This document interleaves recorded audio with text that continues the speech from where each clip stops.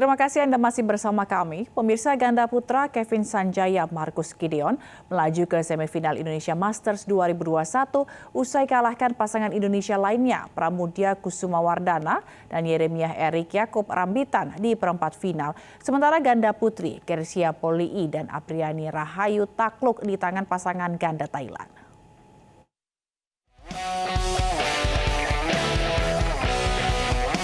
Pasangan The Minions ganda putra Kevin Sanjaya Marcus Gideon menghentikan perlawanan juniornya Pramudia Kusumawardana, Yeremiah Erik Yaakob Rambitan di perempat final Indonesia Masters 2021 yang digelar di Bali.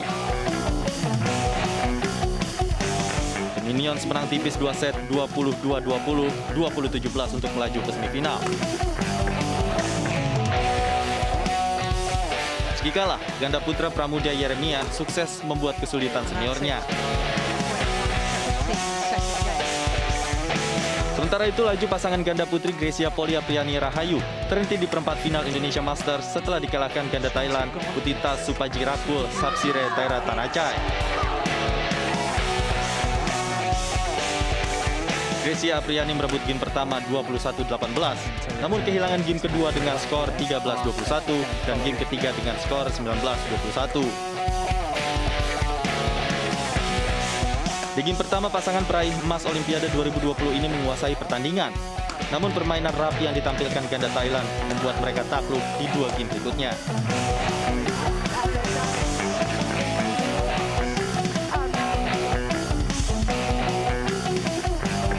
Selain Kersia Apriani, Hafiz Faisal Gloria Emmanuel Wijaya juga takluk di perempat final. Hafiz Gloria kalah dalam pertarungan 3 game dari wakil Jepang Yuta Watanabe Arisa Higashino. Setelah merebut game pertama lewat kemenangan 21-16, Hafiz Gloria kehilangan game kedua dan ketiga dengan skor 17-21 dan 9-21. Hasil ini menandai habisnya wakil Indonesia di sektor ganda putri pada Indonesia Masters 2021. Kita ke informasi World Superbike Mandalika, pemirsa. Pembalap Pata Yamaha Toprak Razgatlioglu masih menjadi yang tercepat di latihan bebas atau free practice kedua balap World Superbike Mandalika 2021. Selanjutnya para pembalap akan menjalani sesi kualifikasi pada Sabtu pagi.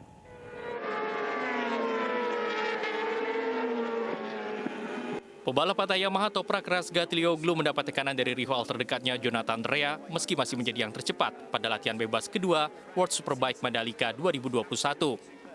Toprak masih menjadi yang terbaik pada latihan bebas kedua dengan catatan waktu 1 menit 34,230 detik.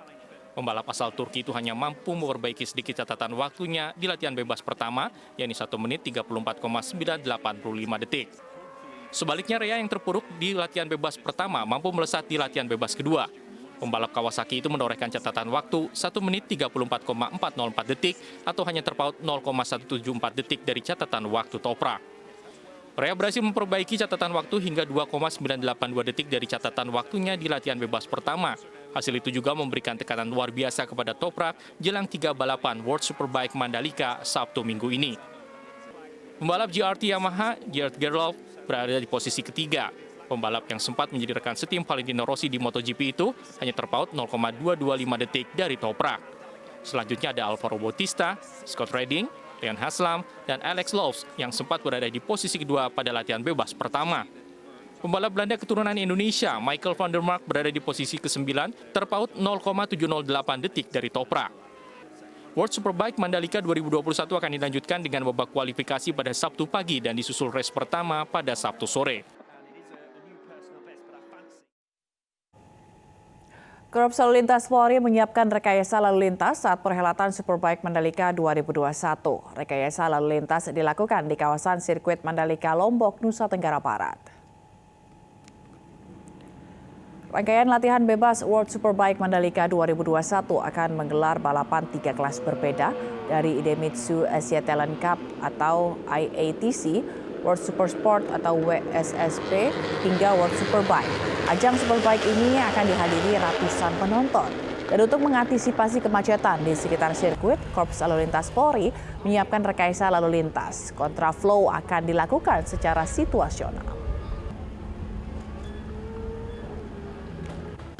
Rekayasa lantas terutama untuk parkir.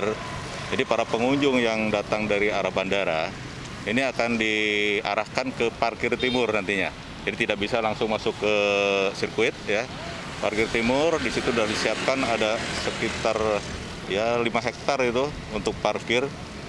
Kemudian setelah parkir, tiket ditukar oleh panitia dengan gelang. Kemudian naik shuttle bus menuju ke sirkuit. Begitu juga untuk Skat Barat. Belum selesai dengan kontroversi seputar penetapan 6 kelompok HAM Palestina sebagai organisasi teroris, pemerintah Israel mengambil langkah kontroversial lainnya, yakni memulai konstruksi sebagian dari 3.000 rumah baru di wilayah pendudukan di tepi barat. Amerika Serikat pun dituntut lebih tegas menyikapi Israel. Pembangunan sekitar 1.300 unit permukiman warga Yahudi di tepi barat terus mengundang keprihatinan, termasuk dari anggota Komisi 1 DPR saat berkunjung ke Washington DC baru-baru ini. Sikap kita tentu sangat menentang terhadap settlement ini. Karena bagi kita, permasalahan ini baru akan berhenti apabila settlement dihentikan dulu. Paling tidak ada moratorium dulu lah. Pemerintah Palestina mendesak Amerika Serikat di bawah Joe Biden tegas menyikapi permukiman maupun penetapan status teroris pada 6 organisasi kemanusiaan dan HAM Palestina sebelumnya. It's also evident that the Israeli government is implementing the so-called Trump plan, and the Biden administration is almost absent. It has to come into the scene with a formidable position. It has to say stop, meaning stop. Amerika pun meminta penjelasan soal kebijakan terbaru Israel. We strongly oppose the expansion of settlements, which is completely inconsistent with efforts to lower tensions and to ensure calm, and it damages the prospects for a two-state solution.